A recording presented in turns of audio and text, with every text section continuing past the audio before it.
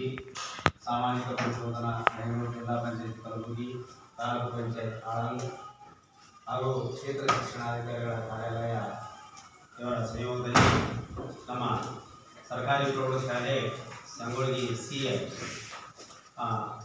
ಶಾಲೆಯ ಸಾಮಾಜಿಕ ಪರಿಶೋಧನೆ ಮತ್ತು ಈ ಸದ್ಯದಲ್ಲಿ ನಡೀತಕ್ಕಂಥ ಈ ಒಂದು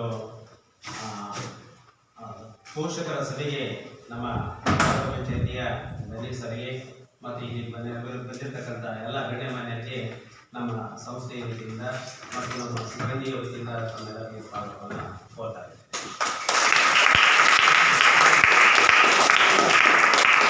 ಹಾಗೆ ನಿಮ್ಮೆಲ್ಲರೂ ಕೂಡ ಈ ಸಭೆಗೆ ನಮ್ಮ ಸಿಬ್ಬಂದಿ ವರ್ಗದವರು ಮತ್ತು ತಾವೆಲ್ಲ ಮುದ್ದು ವಿದ್ಯಾರ್ಥಿನಿಯರಿಗೆ ಕೂಡ ಸ್ವಾಗತವನ್ನು ಕೋರ್ತಾ ಈ ಸ್ವಾಗತ ಭಾಷಣವನ್ನು ಮುಗಿಸ್ತಾ ಇದ್ದೇನೆ.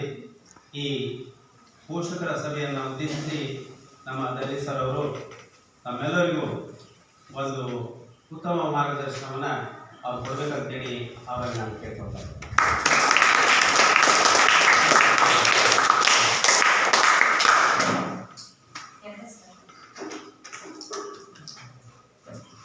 ಇವತ್ತಿನ ದಿವಸ ಸಾಮಾಜಿಕ ಪರಿಶೋಧನೆ ನಮ್ಮ ಸಮಾಜ ಶಿಕ್ಷಣದಲ್ಲಿ ಪೋಷಕರ ಸಭೆ.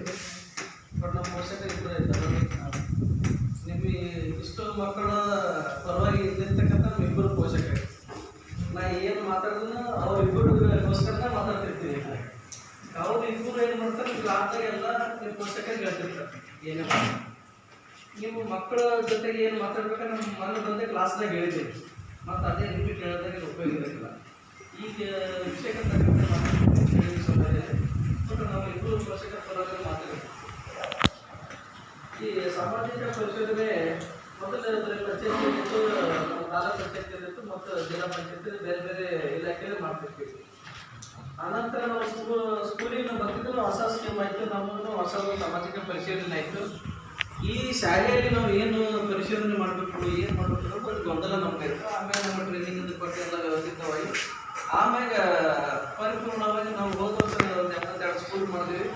ಶಾಲೆಯಲ್ಲಿ ಏನು ತಪ್ಪುಗಳಿರ್ತಾವೆ, ಏನು ಅಡೆತಡೆಗಳಿರ್ತಾವೆ, ಯಾರ್ಯಾರು ನಾವು ಸಮರ್ಪಕವಾಗಿ ಏನೇನು ಕೆಲಸ ಮಾಡಬೇಕು, ಯಾಕೆ ಮಾಡ್ತಾ ಇಲ್ಲ.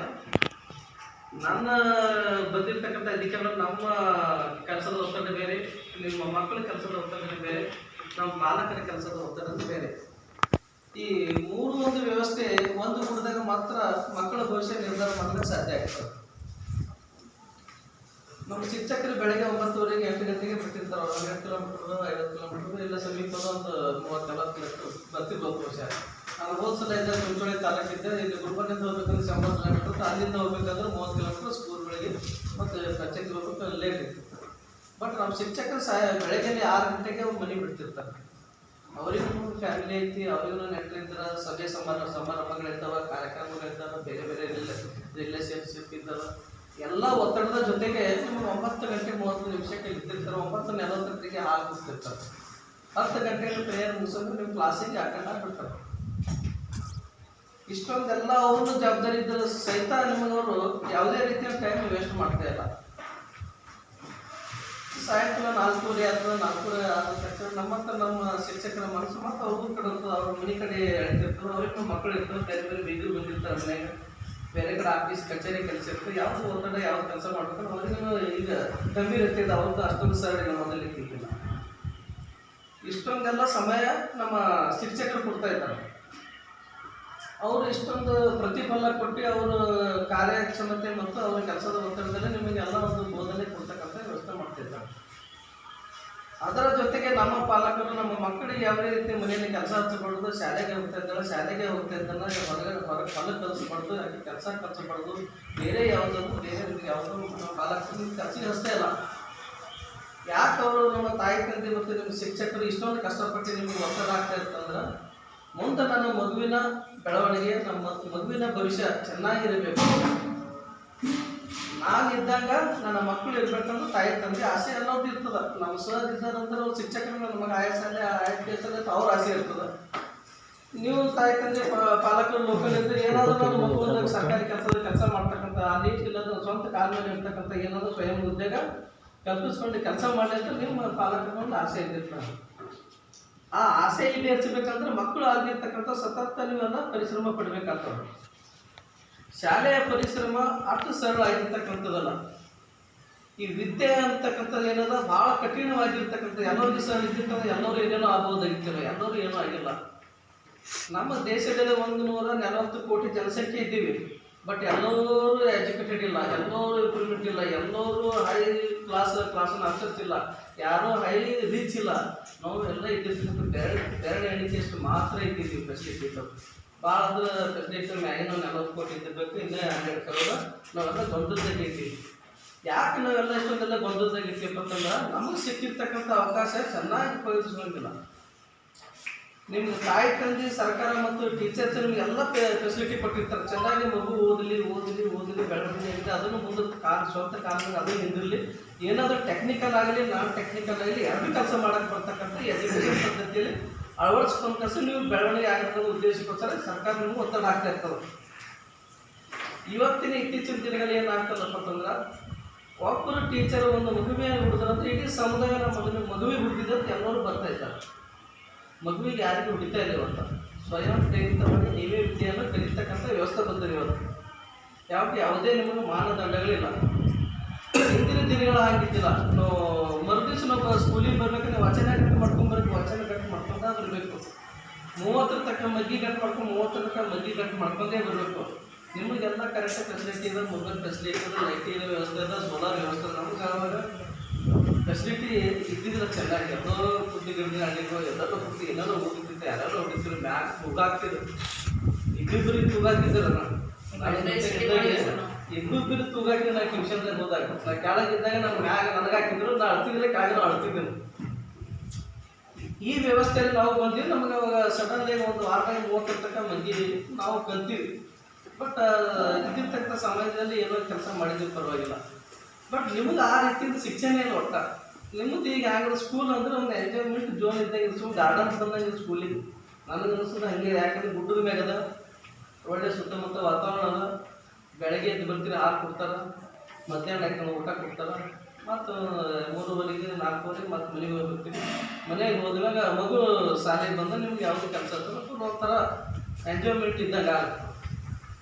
ನಿಮ್ಮ ಕಲಿಕೆ ಮಟ್ಟ ಹೆಚ್ಚಾಗಬೇಕಂದ್ರೆ ನೀವು ಸತತ ಪ್ರಯತ್ನ ನಿಮ್ಗೆ ಯಾರೂ ಒತ್ತಡ ಹಾಕಂಗಿಲ್ಲ. ನಮ್ಮ ಶಿಕ್ಷಕರ ಕರ್ತವ್ಯ ಪರಿಪೂರ್ಣ ಮುಗಿಸ್ತಾ ಇದ್ದಾರೆ. ನಮ್ಮ ಪಾಲಕರ ಕರ್ತವ್ಯ ಅವ್ರನ್ನೂ ಪರಿಪೂರ್ಣ ಮುಗಿಸ್ತಾ ಇದ್ದಾರೆ. ನಮ್ಮ ಪಾಲಕರು ಕಷ್ಟಪಟ್ಟು ಯಾವುದೇ ತೊಂದರೆ ಇದ್ದರೂ ಸಹಿತ ಅವ್ರು ನಮಗೆ ತ್ರಾಸ ಹೇಳ್ತಾ ಇಲ್ಲ. ನಮಗೂ ಕಲೀಲಿ ಬೇಕಾದ ಎಲ್ಲ ಪಾರ್ಟಿ ಪೆನ್ಸಿಲ್ ಏನೇನು ಬೇಕಾದ್ರೂ ಎಲ್ಲ ಕೊಡ್ತಾ ಇದ್ದಾರೆ. ಆದರೂ ನಮ್ಮ ಮಗುವಿನ ವಿದ್ಯಾರ್ಥಿ ಇವತ್ತು 50% ಅಲ್ಲ, ಬಟ್ 100% ಹೆಚ್ಚಿಗೆ ಹೋಗ್ಬೇಕು. ನಮ್ಮ ಮಕ್ಕಳ ಭವಿಷ್ಯದ ನಿರ್ಧಾರ ಅವರು ಕ್ವಾಲಿಟಿ ಹೆಚ್ಚಿಗಿದ್ದಾಗ ಮಾತ್ರ ನಾವು ಜಪಾನ್ದವ್ರಿಗಾಗಲಿ, ಅಮೇರಿಕದವ್ರಿಗಾಗಲಿ, ಇಂಗ್ಲೆಂಡ್ ಆಗಲಿ, ಕೆನಡಾ ಆಗಲಿ, ಸ್ವಿಟ್ಜರ್ಲ್ಯಾಂಡ್ ಆಗಲಿ ಆ ಒಂದು ದೇಶಗಳ ಜೊತೆಗೆ ನಾವು ಸಮಾನಾಂತರ ನಮ್ಮ ವಿದ್ಯಾರ್ಥಿ ಇರಬೇಕು. ನಾವು ಇವತ್ತು ಇಲ್ಲಿ ಏನು ಮಾಡ್ತಾ ಇದ್ದೀವಿ ಅಂತ ಅದು ಗೊತ್ತಾಗಬೇಕಂದ್ರೆ ನಮ್ಮ ವಿದ್ಯಾರ್ಥಿ ಚೆನ್ನಾಗಿದ್ದಾಗ ಮಾತ್ರ ಅದು ಸಾಧ್ಯ ಆಗ್ತದೆ. ನಾವು ವಿದ್ಯಾರ್ಥಿ ಚೆನ್ನಾಗಿಲ್ಲ ಅಂದರೆ ಏನೂ ಮಾಡೋಕ್ಕಾಗಲ್ಲ. ಅದಕ್ಕೆ ನೀವು ಎಲ್ಲ ವಿದ್ಯಾರ್ಥಿಗಳು ಹೇಳೋದಿಷ್ಟೇ, ಸರಿಯಾಗಿ ಓದ್ತಕ್ಕಂಥ ವ್ಯವಸ್ಥೆ ಮಾಡ್ತೀವಿ. ನಿಮ್ಗೆ ಅವಕಾಶ ಸಿಕ್ಕದ ಈ ಸ್ಕೂಲ್ನಾಗ ಇದ್ದಿರ್ತಕ್ಕಂಥ ನಿಮ್ಮ ದಿನಗಳು ನಿಮ್ಗೆ ಯಾವಾಗ ನಿಮ್ಗೆ ನೆನಪಿಗೆ ಬರ್ತಾರಂದ್ರೆ 10 ವರ್ಷ ಆದ್ಮೇಲೆ ಬರ್ತಾರೆ ನಿಮಗೆಲ್ಲ.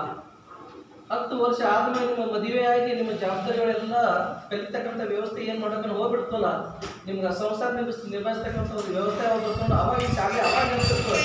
ಈ ಶಾಲೆಯಲ್ಲಿ ಎಷ್ಟು ಕೋಣೆಗಳಿದ್ವು, ಇಷ್ಟೊಂದು ನಮ್ಮ ನೀರಿನ ವ್ಯವಸ್ಥೆ ಇತ್ತು, ಈ ಶಾಲೆ ಶಿಕ್ಷಕರು ಹಗಲ ರಾತ್ರಿ ಹೇಳ್ತಿದ್ರು, ನಾವು ಅವಾಗ ಏನು ಕಲೀಲಿಕ್ಕೆ ನಿಮ್ಗೆ ಯಾವಾಗ ನೆನಪಿಗೆ ಬರ್ತಂದ್ರೆ 10 ವರ್ಷ ಆದ ನಂತರನೇ ಬರ್ತದೆ. ಯಾಕಂದ್ರೆ 10 ವರ್ಷ ಆದ ನಂತರ ಬರ್ತಂದ್ರೆ ಅವಾಗ ನಿಮ್ಮ ಜವಾಬ್ದಾರಿ ಅವಾಗ ಬರ್ತಿರ್ತದೆ. ಇವತ್ತು ನೀವು ಕಷ್ಟಪಟ್ಟು ಏನು ಓದುತ್ತಿರಲ್ಲ, ಮುಂದಿನ ಭವಿಷ್ಯ ಜೀವನ ಪರ್ಯಂತ ಒಳ್ಳೇದೇ ಇರ್ತದೆ.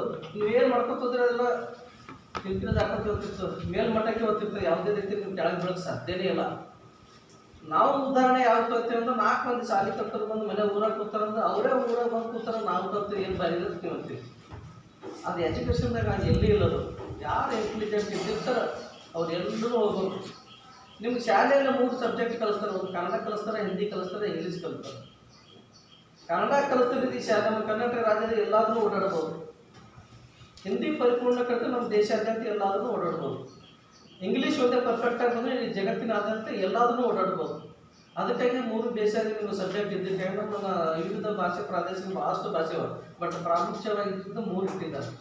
ಈ 3 ಭಾಷೆ ಬಂದು ಅಂದ್ರೆ ನಿಮ್ಮ ಎಜುಕೇಶನ್ ಒಳ್ಳೆ ಚೆನ್ನಾಗಿತ್ತು ಅಂದ್ರೆ ನೀವು ಎಲ್ಲಾದ್ರೂ ಓಡಾಡ್ಬೋದು, ಎಲ್ಲಾದ್ರೂ ಕೆಲಸ ಮಾಡ್ಬೋದು. ನಾವು ಎಷ್ಟೋ ಮಂದಿ ಓಡಾಡ್ಬೋತಿರ್ತಾರೆ, ಹೊರಗಿನ ದೇಶಕ್ಕೆ ಎಜುಕೇಶನ್ ಮಾಡ್ತಿರ್ತಾರೆ, ಹೊರಗಿನ ದೇಶಕ್ಕೆ ಬಿ ಕಲ್ತಿರ್ತಾರೆ, ಹೊರಗಿನ ದೇಶ ರಿಸರ್ಚ್ ಮಾಡ್ತಿರ್ತಾರೆ, ಬೇರೆ ದೇಶದ ನಮ್ಮ ದೇಶಕ್ಕೆ ಬಂದು ರಿಸರ್ಚ್ ಮಾಡ್ತಿರ್ತಾರೆ. ಇದೆಲ್ಲ ನಿಮ್ಗೆ ಕ್ವಾಲಿಟಿ ಬೇಕು, ನಿಮ್ಗೆ ಸಾಮರ್ಥ್ಯ ಬೇಕಂದ್ರೆ ಈ ಎಜುಕೇಶನ್ ಪರಿಪೂರ್ಣ ಆಗಿರ್ಬೇಕು, ಓದಕ್ಕೆ ಬರೋಕ್ಕೆ ಚೆನ್ನಾಗಿರ್ಬೇಕು. ಅದ್ರ ಜೊತೆಗೆ ದೈಹಿಕವಾಗಿ ಚೆನ್ನಾಗಿರ್ಬೇಕು. ದೈಹಿಕವಾಗಿ ಮಾನಸಿಕವಾಗಿ ನೀವು ಎರಡೂ ಇಲ್ಲಂದ್ರೆ ನೀವು ಏನೂ ಸಾಧಿಸಕ್ಕೆ ಬರೋಂಗಿಲ್ಲ. ಯಾಕಂದ್ರೆ ನಾವು ಮತ್ತೆ ಇನ್ನೊಬ್ಬರಿಗೆ ಮಾತಾಡ್ತೇವೆ, ಎಷ್ಟೊಂದು ಸಾಲಿ ಬರ್ತಾರೆ ಇದು ಮಾಡ್ತಿರ್ತಾರೆ.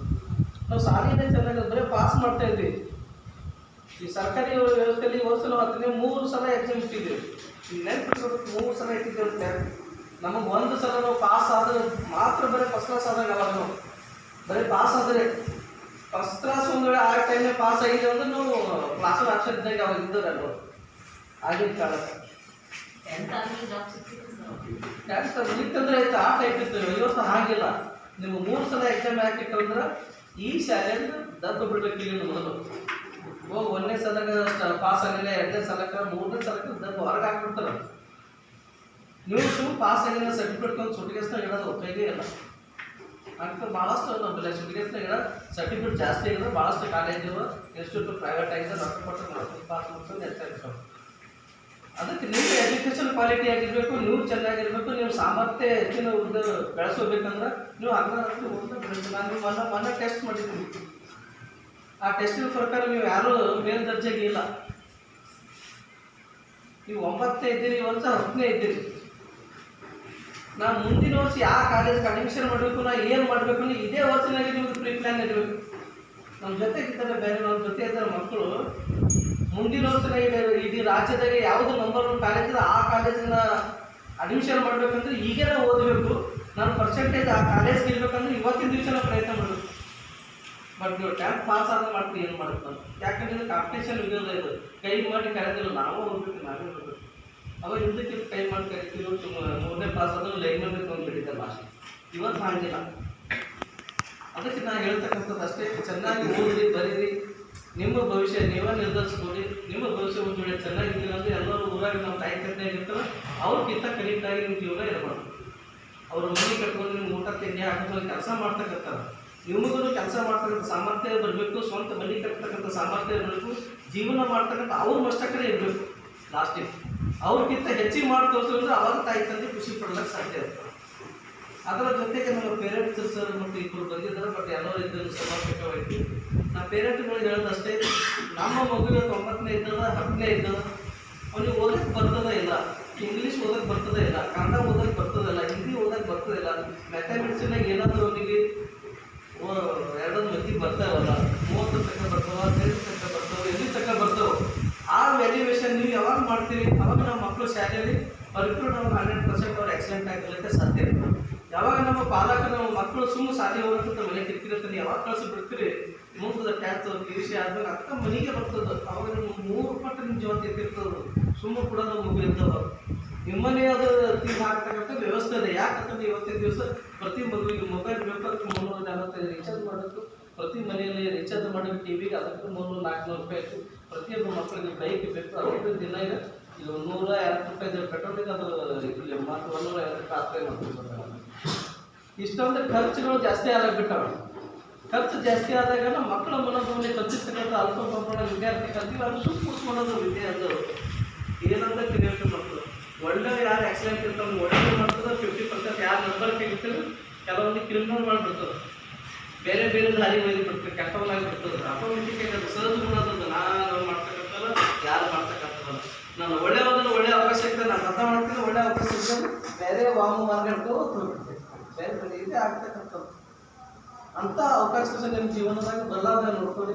ಅದರ ಜೊತೆಗೆ ಬೇರೆ ನಿಮ್ಗೆ ಹೇಳ್ತಕ್ಕಂಥ ಉದ್ದೇಶ ಅಷ್ಟೇ. ಇಲ್ಲಿ ರಾತ್ರಿ ಸಮುದಾಯದವ್ರು ಬಂದು ಕೊಡ್ತಾರೆ, ಮಾಡ್ತಾರೆ, ರಾತ್ರಿ ಏನೋ ನಂಬಿಕೆ ಕೊಡ್ತಾರೆ ಅನ್ನೋದು ಗಮನಕ್ಕೆ. ಅದಕ್ಕೆ ಅದು ಏನೇ ಇಲ್ಲ, ಊರು ಹೊರಗಡೆ ಇರಲಿ, ಅದರ ವೈಯಕ್ತಿಕ ಅವ್ರ ಜೊತೆಗೆ ಇಲ್ಲಿ ಬರೋದಿಲ್ಲ ನನಗೆ. ಆ ಶಾಲೆ ಜೊತೆಗೆ ಬರೋದೇ ಬೇಡ. ಶಾಲೆ ಜೊತೆಗೆ ಆಗಿರಲಿ, ನಿಮ್ಮ ಮಕ್ಕಳಿಗೆ ಎಲ್ಲರೂ ತಾಯಿ ತಂದೆಯನ್ನು ತಿಳಿಸಿರಲಿ, ಓಡಾಡ್ತಕ್ಕಂಥ ತಿಳಿಸಿರಲಿ. ಈ ಶಾಲೆ ಅನ್ನೋದು ನಿಮ್ಮ ಗ್ರಾಮದ ಒಂದು ಆಸ್ತಿ ಇದ್ದಾಗ ಪ್ರಮುಖವಾದ ಆಸ್ತಿಯಾಗಿ ನಮ್ಮ ಗ್ರಾಮದ ಪ್ರಮುಖವಾದ ಆಸ್ತಿ ಯಾವುದಪ್ಪ ನಮ್ಮ ಶಾಲೆಗೆ ಇರಬೇಕು. ಯಾಕೆ ಇಲ್ಲಿ ಕಲಿತಕ್ಕಂಥ ಎಲ್ಲ ಮಕ್ಕಳು ನಿಮ್ಮ ಗ್ರಾಮದಲ್ಲೇ ಇರ್ತೀರಿ. ಈಗ ನೀವು 30 ವರ್ಷ 10 ವರ್ಷ ಆದ್ಮೇಲೆ ಗ್ರಾಮದ ಆಸ್ತಿ ನೀವೇ ಆಗಿರ್ತೀರ. ಅವಾಗ ನಿಮ್ಮ ತಾಯಿ ತಂದೆ ವಯಸ್ಸಾಗಿರ್ತೀರ ಅವರು. ಈಗ ತಾಯಿ ತಂದೆ ನಿಮ್ಮ ಗ್ರಾಮದ ಆಸ್ತಿಗಳಿದ್ದಲ್ಲ, ನೀವು ಮುಂದೆ 20 ವರ್ಷ ಆದ್ಮೇಲೆ ನೀವು ಗ್ರಾಮಕ್ಕೆ ಆಸ್ತಿ ಆಗಿರ್ತೀರಿ. ನಿಮ್ಮ ಎಜುಕೇಶನ್ ಮತ್ತು ನಿಮ್ಮ ಕ್ವಾಲಿಟಿ ಆಗಿದ್ದಾಗ ಮಾತ್ರ ಗ್ರಾಮ ಒಳ್ಳೆ ಹೆಸರು ಬರೋದಕ್ಕೆ ಸಾಧ್ಯ ಇರ್ತದೆ, ಅವ್ರಿಗೆ ಬದಲಾವಣೆ ಆಗಕ್ಕೆ ಸಾಧ್ಯ ಇರ್ತದೆ. ಅದಕ್ಕೆ ಶಾಲಾ ವ್ಯವಸ್ಥೆ ಬಗ್ಗೆ ಸ್ವಲ್ಪ ನಿಷೇಧದ ಅಡೆತಡೆಯನ್ನು ಸರಿಪಡ್ತಕ್ಕಂಥ ವ್ಯವಸ್ಥೆ ಮಾಡ್ತೀವಿ. ಅದರಾಗೆ ನಮ್ಮ ಇಲ್ಲಿ ಮಕ್ಕಳು ಇದ್ದರೆ 8ನೇ 9ನೇ 10ನೇ ಇದ್ದಾರೆ, ಅವರಿಗೆ ಪ್ರಾಮುಖ್ಯವಾಗಿ ಬೇಕಾಗಿರ್ತಕ್ಕಂಥ ಶೌಚಾಲಯ ವ್ಯವಸ್ಥೆ ಇದೆ. ಪಂಚಾಯತಿ ವತಿಯಿಂದ ಗ್ರಾಮದ ವತಿಯಿಂದ ಒಂದು ಲೆಟರ್ ಕೊಡಿ, ನರೇಗಾ ಯೋಜನೆಯಲ್ಲಿ 5,19,000 ಒಂದು ಶೌಚಾಲಯ ಮಾಡ್ತಕ್ಕಂಥದ್ದು ಬೇರೆ ಬೇರೆ ಕಡೆ ಮಾಡಿದ್ದಾರೆ. ಬಟ್ ನೆಕ್ಸ್ಟ್ ಇಯರ್ನಾಗ ಅದು ಮಾಡ್ತಕ್ಕಂಥ ವ್ಯವಸ್ಥೆ ಮಾಡಿರಿ.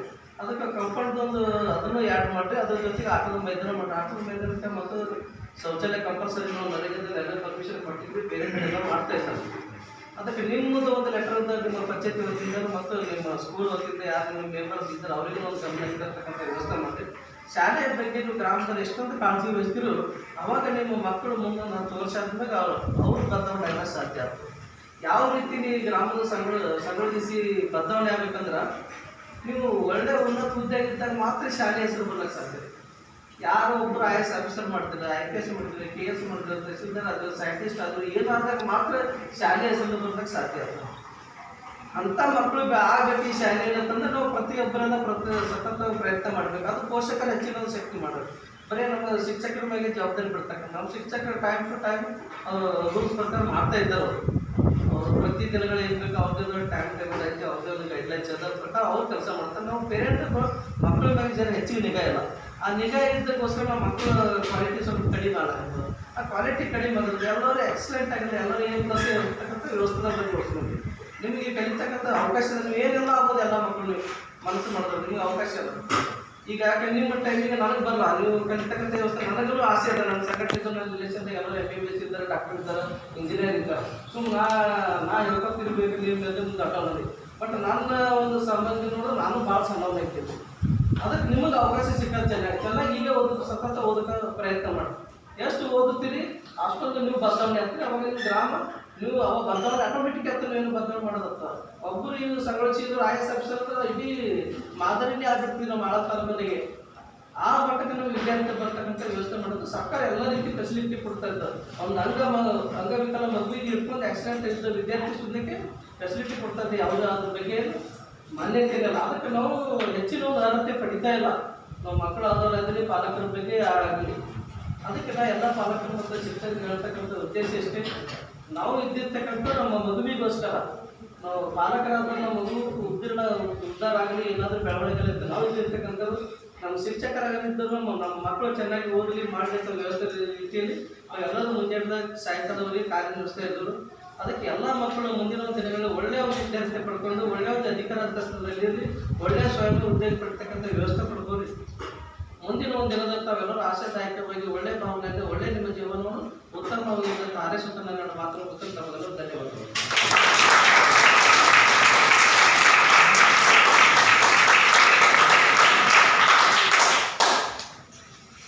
ಇದುವರೆಗೆ ನಮ್ಮೆಲ್ಲ ವಿದ್ಯಾರ್ಥಿ ಮತ್ತು ವಿದ್ಯಾರ್ಥಿನಿಯರಿಗೆ ಮತ್ತು ಪಾಲಕ ಪೋಷಕರಿಗೆ ಸುದೀರ್ಘವಾಗಿ ಯಾವ ರೀತಿ ವಿದ್ಯಾರ್ಥನೆ ಮಾಡಬೇಕು, ಯಾವ ರೀತಿ ಮುಂದೆ ಬರಬೇಕು, ಈಗಿನ ಯುಗ ಏನಿದೆ, ಹಿಂದಿನ ಯುಗಕ್ಕೂ ಮತ್ತು ಈಗಿನ ಯುಗಕ್ಕೂ ಹೋಲಿಸಿದರೆ ಏನು ವ್ಯತ್ಯಾಸ ಇದೆ ಅಂತಕ್ಕಂಥ ಒಂದು ಸವಿಸ್ತಾರವಾದಂಥ ಮಾಹಿತಿಯನ್ನು ಮಾಡಿಕೊಟ್ಟಂಥ ನಮ್ಮ ದನ್ನಿ ಸರ್ಗೆ ನಮ್ಮ ಶಾಲೆಯ ವತಿಯಿಂದ ಮತ್ತು ನಮ್ಮ ಸಿಬ್ಬಂದಿ ವತಿಯಿಂದ ಅವರಿಗೆ ಹೃತ್ಪೂರ್ವಕ ಧನ್ಯವಾದ.